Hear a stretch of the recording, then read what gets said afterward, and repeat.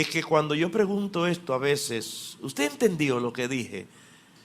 Aunque haya sido algo fácil de asimilar con el intelecto, cuando hago la pregunta es porque quiero saber hasta dónde en tu espíritu tú recibiste eso.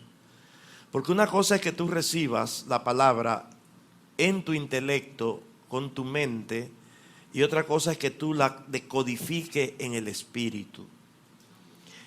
Y cuando tú decodificas una palabra en el espíritu, tú te das cuenta, porque tú sientes tu alma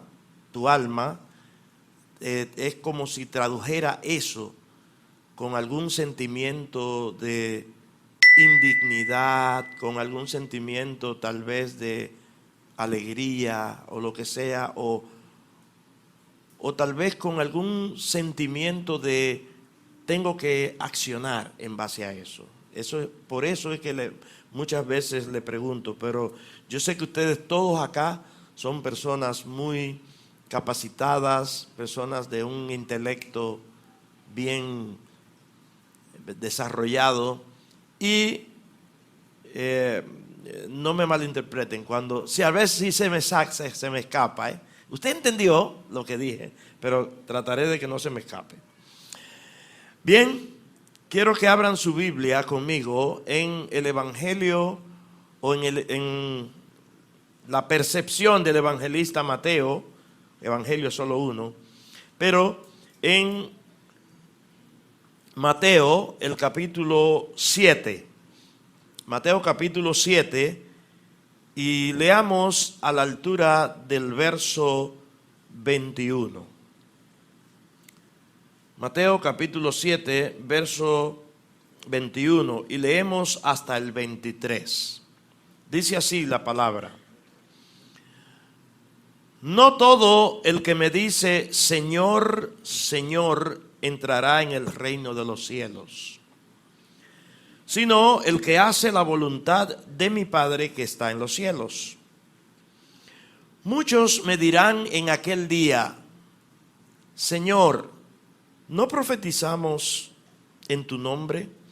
Y en tu nombre echamos fuera demonios, y en tu nombre hicimos muchos milagros. Y entonces les declararé: nunca os conocí, apartaos de mí, hacedores de maldad. Quiero hablar en esta mañana sobre lo que es esto de hacer la voluntad de Dios. ¿Qué es eso? Si yo preguntara a todos los que están aquí ahora, ¿estás tú haciendo la voluntad de Dios? ¿Qué tú me responderías? O sea, no estoy pidiendo que me respondas. Sencillamente, ¿qué tú me responderías a mí o qué te responderías tú? ¿Estás haciendo la voluntad de Dios? Entonces, yo sé que muchos habrían de titubear por decirme si no saben o no sé si estoy haciendo la voluntad de Dios. O tal vez algunos preguntarán, pero entonces, ¿qué es hacer la voluntad de Dios? Y precisamente en eso quiero puntualizar esta mañana.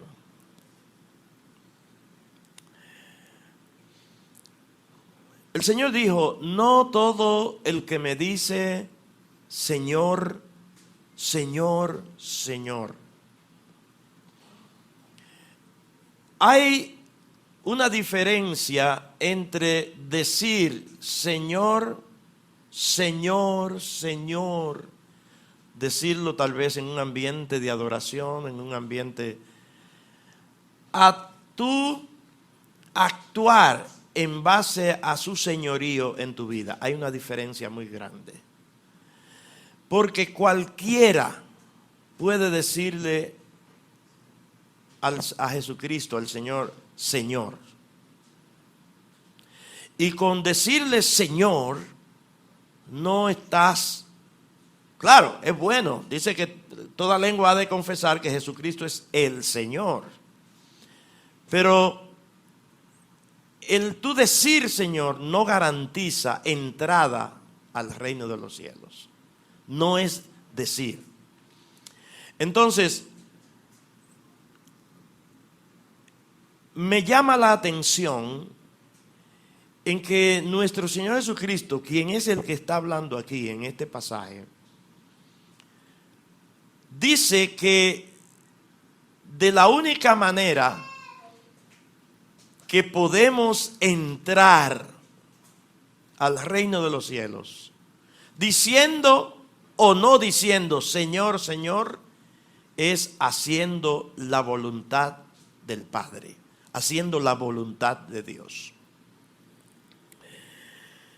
Observen que dice que en aquel día, y quiero especificar, antes de aclarar esto, que cuando aquí habla de entrar al reino de los cielos, no está refiriéndose del todo a ir al cielo o ser salvo.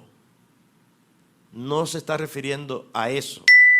Cuando aquí habla de entrar al reino de los cielos, está hablando de experimentar lo que es el reino de Dios, que es un reino sempiterno, es eterno. Es eterno pero para siempre. El reino de Dios siempre ha sido, es y será por la eternidad. Entonces, mucha gente van a las iglesias, van a las congregaciones, se reúnen, muchos alaban, muchos cantan y hacen muchas cosas para Dios sin entrar, sin haber entrado al reino de los cielos. Y como le expliqué en una ocasión, entrar no es lo mismo que ver. Para ver se necesita nacer de nuevo. Pero para entrar se necesita nacer de agua y del Espíritu. Son dos cosas diferentes. Entonces, no es lo mismo ver que entrar. Entonces, el decir Señor, Señor, Señor, Señor, no garantiza que tú entres al reino de los cielos. Muchos dicen, me dirán en aquel día, verso 22, Señor, Señor, ¿no profetizamos en tu nombre? Eso quiere decir que esas personas que le van a decir en aquel día al Señor esto, es posible que hayan caminado en algunos dones del Espíritu. Es posible que hayan hecho uso de dones. Porque acuérdense que la palabra de Dios dice que los dones de Dios son irrevocables. El que tú te muevas en un don no quiere decir que estás en el reino, que estás dentro del reino. Usted dirá, pastor, pero usted está desmontando cosas, porque siempre he creído que estoy en el reino. Y si preguntara ahora, respóndanme, ¿quiénes de los que están aquí están en el reino? Están dentro del reino. Entonces tendrías que entrar en una autorreflexión para ver si estás dentro del reino o no. Muchos van a decir, pero ¿no profetizamos en tu nombre? Nosotros profetizábamos. Nosotros ejercíamos el don de la profecía. Nosotros nos movíamos en el ambiente profético. Acuérdate. Nos movíamos en el ambiente profético. No profetizamos en tu nombre y en tu nombre echamos fuera demonios. Otra cosa. Muchos piensan que el echar fuera demonios es un indicio de que están dentro del reino. Y dice, en tu nombre hicimos muchos milagros. Le están preguntando al Señor. Sin embargo, dice en aquel día, el Señor les va a responder, dice el verso 23, nunca, óigame bien, nunca os conocí. Nunca os conocí. No les conocí. ¿Y qué es lo que el Señor va a responder? ¿Qué es esto de que no le conocieron? Porque esa es otra cosa. Todos aquí conocemos al Señor.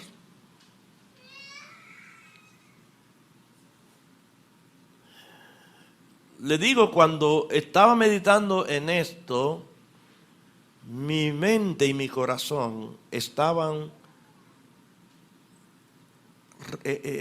reviviendo el ambiente del retorno de Cristo, que es, decimos pronto, pero es ya. Y yo le decía al Señor, Señor, pero ¿y cómo va tu iglesia a recibir a Cristo en el ambiente en el que se encuentra? ¿Cómo van tus hijos a encontrarse con el Señor si ahora mismo, lamentablemente, la prioridad no eres tú? Nuestra prioridad no eres tú. El nunca os conocí. Esa palabra conocer es una palabra en el griego, es la palabra proginosco, y habla de una relación. Óigame bien, una relación. Por favor, preste atención a esto. Voy a contestar la pregunta, ¿cómo hacer la voluntad de Dios? O sea, ¿qué necesito para hacer la voluntad de Dios? Lo primero es que para hacer la voluntad de Dios, tú tienes que saber cuál es su voluntad. Y cuando aquí en la Biblia se nos habla de la voluntad de Dios, no está haciendo referencia a un específico caso. Me doy a entender, o sea, quiero darme a entender para que usted esté más claro. Por ejemplo, venir a la congregación a adorar con los hermanos y a escuchar la palabra y a estar en un ambiente de coinonía, ¿es voluntad de Dios? Respóndanme. Respóndanme. Sí. Pero hacer la voluntad de Dios no se refiere específicamente a eso. Otra cosa, le pregunto, leer la Biblia, escudriñarla y estar siempre en una constante comunión con Dios a través de la oración, ¿es hacer la voluntad de Dios? ¿Sí? Pero tampoco se refiere específicamente a eso. El hacer la voluntad de Dios es algo que va más allá todavía de eso. E involucra una, diga conmigo, relación. Dígalo conmigo, relación. ¿Cuánto te relacionas tú con tu Padre? ¿Cómo es tu relación con Él? Esta palabra es para todo mundo, pero es específica para los hijos de Dios. Recuérdense que hay lo que se llaman los perrillos. Los perrillos son aquellos que no tienen derecho al pan, sino que lo que comen es lo que cae de la mesa.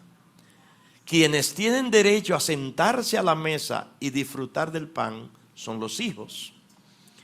Y esta palabra es para los hijos, pero si algún perrillo por ahí aparece y agarra, pues le va a hacer de bien también. El término perrillo no es un término despectivo en la Biblia, es un término que habla más bien de una condición lejos de la voluntad de Dios. Yo estaba viendo en el diccionario el significado de la palabra voluntad y encontré que es la facultad de decidir y ordenar la propia conducta. Decidir y ordenar la propia conducta. Y tomando en cuenta esta definición, llego a la conclusión de que la voluntad de Dios sería entonces toda decisión y toda ordenanza del Señor para ser ejecutada. Toda decisión y toda ordenanza del Señor para ser ejecutada. Estaba viendo, mi esposa y yo estamos aprendiendo bastante con una serie que se llama Reyes, y viendo la historia de David, y no solamente David, aún el mismo caso de Saúl y los otros reyes, ellos acostumbraban a, para tomar una decisión, buscar la opinión de Dios. Vamos a consultar al Señor. Por ejemplo, David, cuando iba a atacar a los amalecitas, él buscó al sacerdote. Y el sacerdote venía con el efod. Él le decía, trae el efod. El efod era una vestimenta que usaban los sacerdotes, donde aquí en el delantal había una especie de una tabla con piedras incrustadas. Y eran 12 en paquetes de 4. Y por medio del efod, ellos buscaban dirección de Dios. No sé qué era lo que pasaba, pero cuando David iba a consultar al Señor y estaba el sacerdote ahí con el efod en mano, él decía, Señor, yo quiero saber si tú quieres que yo vaya contra tal grupo o contra los filisteos o contra nuestros enemigos. Si tú quieres que vaya en batalla, si tú me lo vas a entregar en las manos. Y por medio del efod, el sacerdote, parece que una de las piedras brillaba de una manera, no sé cuál era el mecanismo, pero el sacerdote recibía la instrucción de Dios para el rey y le decía sí o no. Le decía sí, ve que lo voy a entregar en tus manos. Entonces el rey marchaba confiando en esa respuesta que Dios daba. Esta forma, este mecanismo, ellos llamaban la consulta a través de el Urim y el Tumim. El Urim y el Tumim. Dios quiere que vaya. Dios dijo que sí, pues voy. Pero había ese ambiente de consulta. No voy a dar un paso en falso. Y por dar pasos en falso, el rey Saúl perdió todo. Lo perdió todo. Porque hizo cosas que no la consultó a Dios. Entonces, para consultar a Dios debe haber una relación íntima, estrecha con Él. El término ginosco en el griego habla de relación, pero que es una palabra que también en el hebreo tiene un significado muy importante. Quiero aclarársela, porque si tú quieres hacer la voluntad de Dios, es bueno que sepas esto. El término conocer es muy amplio en las Escrituras. Y cuando decimos yo conozco algo, eso no quiere decir que tú tienes las informaciones correctas y exactas de eso. No está hablando, el término conocer no está hablando de información. Quiero que sepan esto. Que no es lo mismo. Tú lees una noticia en el periódico y alguien viene y te dice, ¿tú has oído del caso tal, que pasó tal o cual cosa? Y tú dices, no, sí, yo conozco eso. Porque tú recibiste una información que la leíste, pero eso no quiere decir que tú... O sea, es una aplicación en cuanto al conocer. Pero la Biblia usa muchos ejemplos. Y el ejemplo que más se adapta al conocer, estoy hablando de la relación. El ejemplo que más se adapta es el de la intimidad sexual. Intimidad sexual. Cuando una pareja de esposos, ¿verdad?, intimaban sexualmente, se usaba el término conoció. La conoció. Todos conocen el caso de María, ¿verdad?, que dice que José no la conoció hasta que dio a luz a Jesús. Y eso de no la conoció, ¿qué quiere decir? Que no sabía de ella, pero era su novia. En el caso de Adán y Eva, que dice, conoció Adán a su mujer, la cual concibió. Entonces, el término conocer habla de una intimidad. Pues esa es la palabra que más se aplica a la relación con Dios. Eso no habla de relación sexual. Eso habla de una intimidad. En la intimidad es que la pareja se hacen uno. Son una sola carne, pero se hacen uno cuando hay relación, cuando hay intimidad. Por eso la palabra lo dice bien claro. En una de las cartas el apóstol Pablo dice que no se nieguen el uno al otro, no neguéis uno al otro, a no ser que ustedes hayan apartado un tiempo, estoy parafraseando, para la oración, ¿verdad? Y entonces, no os neguéis, gracias, no os neguéis el uno al otro, a no ser por algún tiempo de mutuo consentimiento, para ocuparos sosegadamente en la oración. Y dice, y volved a juntaros en uno. O sea, como no se están negando, ahora sí, entonces, después que pasan ese tiempo de oración, que mutuamente llegaron a un acuerdo, mira, no nos vamos a tocar, no vamos a intimar hasta este tiempo de oración. Pero dice, y después volved a juntaros en uno. Entonces, esa intimidad es lo que nosotros conocemos como una relación íntima. Relación íntima.